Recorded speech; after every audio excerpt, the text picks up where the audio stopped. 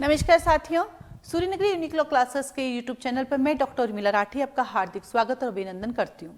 बात कर रहे हैं आज 6 फेब की।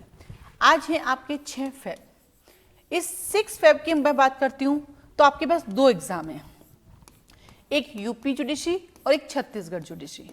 पहला आपका क्वेश्चन आता है कि क्या मुझे यूपी जुडिशरी का एग्जाम देने जाना चाहिए कि नहीं। मैं यूपी के बाहर की रहने वाली हूँ या मैं एमपी की रहने वाली हूँ, मैं छत्तीसगढ़ की रहने वाली हूँ, मैं राजस्थान की रहने वाली हूँ, तो क्या मुझे यूपी का एग्जाम देने जाना चाहिए नहीं, या मुझे सिर्फ छत्तीसगढ़ फोकस करना चाहिए। तो पहले जवाब का आंसर है आपको जाना चाहिए। उसका रीजन ये है बेटा कि जब आप 2 घंटे 4 घंटे उस क्लास में बैठेंगे एग्जाम देने के लिए, वो जो माहौल होगा वो आपकी न्यू इनोवेशन को एक नई राह देगा, आपको अपने नेक्स्ट एग्जाम को पास करने की राह देगा। क्योंकि जो यूपी के बच्चे हैं उनको यूपी निकालना ही है, और जो बच्चा 2 साल से तैयारी करे वो निकालना है। लेकिन जो बच्चे सिर्फ ट्राई के लिए देने जा रहे हैं, क्योंकि आरजीएस का नोटिफिकेशन आ गया, नोटिफिकेशन आने वाला है, मतलब सीट अनाउंस हो गई, तो उनको थोड़ा टेंशन हो गया कि क्या हमें जाना चाहिए कि नहीं, हमारा सारा समय व्यर्थ तो नहीं हो जाएगा। तो मैं आपसे कहूंगी आपको 100% जाना चाहिए। 2-3 दिन वेस्ट नहीं होंगे, इन्वेस्ट होंगे। क्योंकि जब आप पेपर पैटर्न देखेंगे, वहां से जब आपके क्वेश्चंस के आंसर आपको नहीं आएंगे, आपको फील होगा कि यस मेरी प्रिपरेशन कितनी पीछे है, मुझे कहां तक थोड़ा और मेहनत करनी है। अब आता छत्तीसगढ़ वाले, उनको टेंशन हो रही है क्या हमें यूपी जाना चाहिए, 2 दिन हमारे खराब होंगे। नहीं होंगे बेटा। जब आप 2 दिन वो एग्जाम देने जाएंगे और वहां पता चलेगा सीआरपीसी, सीपीसी, आईपीसी एविडेंस में अभी भी आप कितने पीछे हैं, कहाँ पे दिक्कत हो रही है, तो आपको उसको फॉलो करना चाहिए, 100% जाना चाहिए। और अभी 11 तारीख तक आपको यूपी के ही तरह तैयारी और यूपी के अकॉर्डिंग ये प्रिपरेशन करनी चाहिए। ठीक है। अब आता है सेकेंड क्वेश्चन, छत्तीसगढ़ की स्ट्रेटेजी प्लान। देखो ये छत्तीसगढ़ का अभी मैं आपको एक प्लानर दे रही हूं कि कैसे आप जो ओनली छत्तीसगढ़ का एग्जाम दे रहे हैं, यूपी नहीं जा रहे हैं, ठीक है, तो 6 फरवरी से लेकर वो कैसे 25 फेब तक तैयारी करें। और जो लोग यूपी जा रहे एग्जाम देने, यूपी का एग्जाम दे रहे हैं, वो लोग 13 फरवरी से लेकर 25 फरवरी, 13 नहीं 15 कर दो, 2 दिन रेस्ट भी चाहिए, इतना भी नहीं होना चाहिए, है ना। वो लोग 15 फरवरी से लेकर 25 फरवरी तक कैसे पढ़ सकते हैं, कैसे फोकस कर सकते हैं, और कैसे क्विक रिवीजन से क्विकली प्री का एग्जाम निकाल सकते हैं, उसको लेके एक छोटा सा प्लानर में आपके साथ डिस्कस करूंगी। उसको फॉलो कीजिएगा, आपको उसको फॉलो करने में काफी सारा बेनिफिट मिलेगा। ठीक है,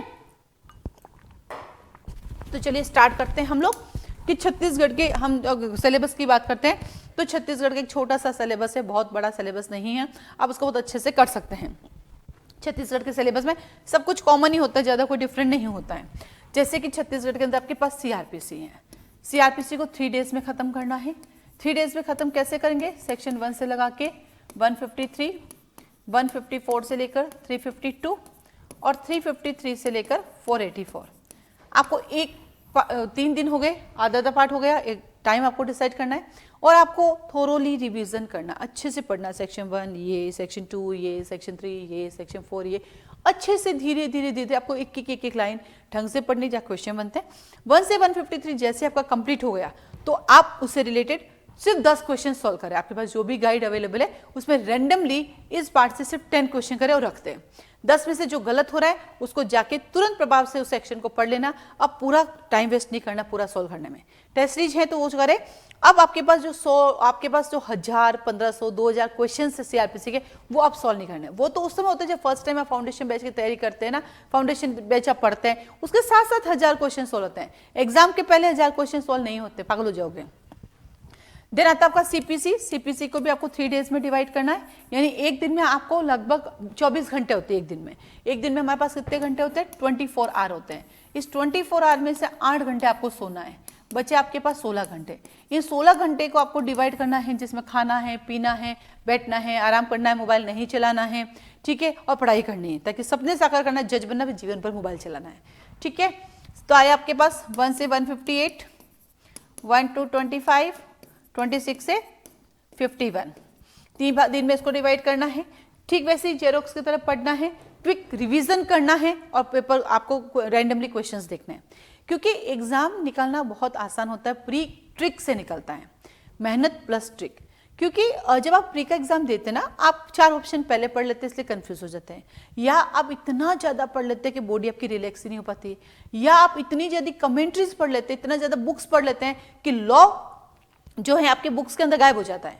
यानी आपका बुक्स आपके लॉ पे ओवरहेड इफेक्ट कर देता है, और ओवरहेड इफेक्ट करने की वजह से क्या होता है, आपके आंसर गलत हो जाते हैं, क्योंकि थ्योरी अलग चीज चलती है और लॉ अलग चलता है।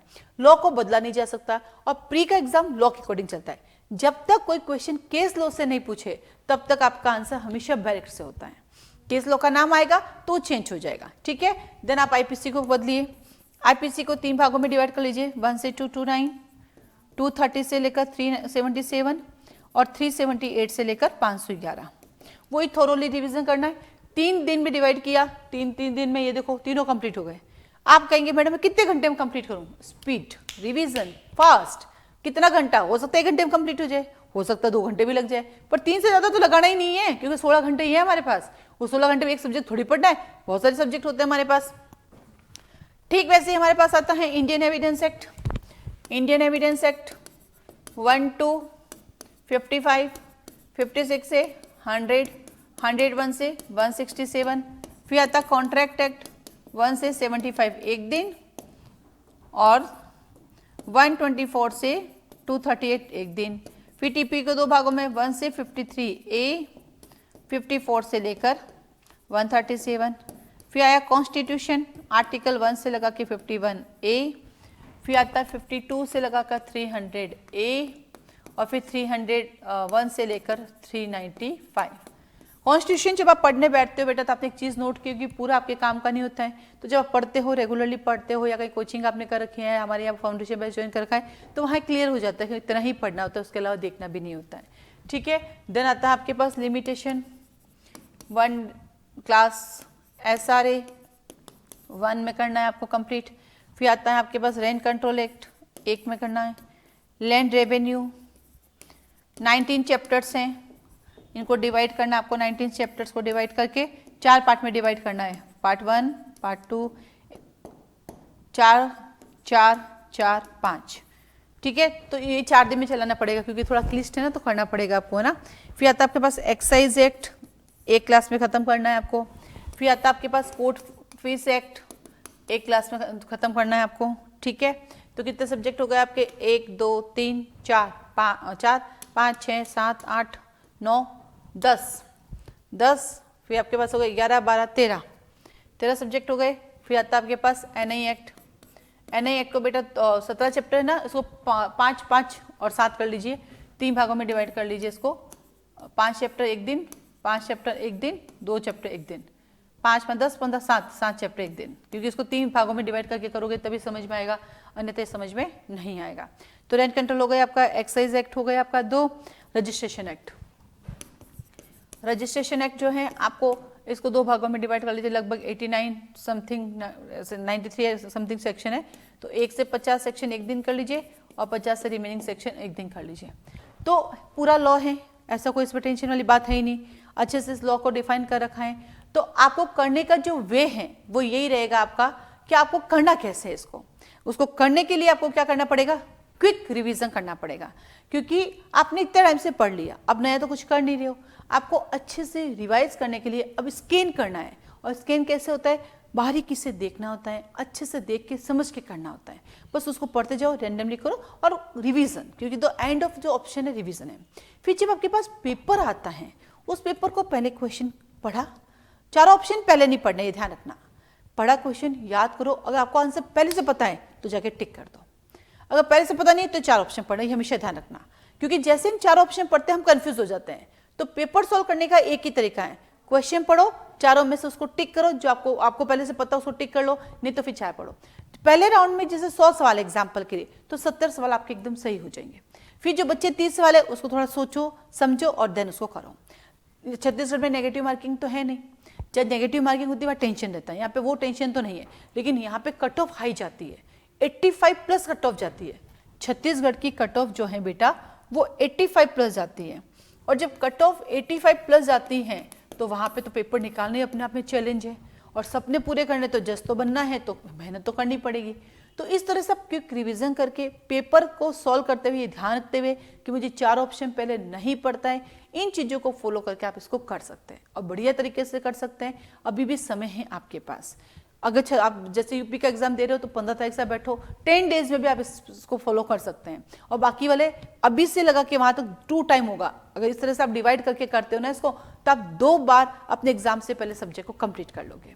तो ये छोटा सा एक प्लानर था कि किस तरह से आप क्यों रिवीजन कर सकते हैं। आप पागलों के तो रटना नहीं है, आप सिर्फ समझना है, आगे पढ़ना है, समझना है, आगे बढ़ना है, ठीक है। टेस्ट सीरीज आप ज्वाइन कर सकते हो, वो आपके लिए फ्रूटफुली रहेगी, कोई नुकसान नहीं करेगा। इसी के साथ ही सूर्यनगरी यूनिक्लो क्लासेस जो है छत्तीसगढ़ के टेस्ट मॉक टेस्ट सीरीज चला रही है, आप उसको भी ज्वाइन कर सकते हैं। मॉक टेस्ट सीरीज में कितने पेपर मिलेंगे, कैसे मिलेंगे, उसमें क्या फीस है, कैसे सबमिट करनी, उसके लिए आप मुझे कॉल मैसेज करके भी पूछ सकते हो। तो इस प्लानर को आप फॉलो करो, डेफिनेटली ये आपको रिजल्ट देगा। आज के लिए धन्यवाद।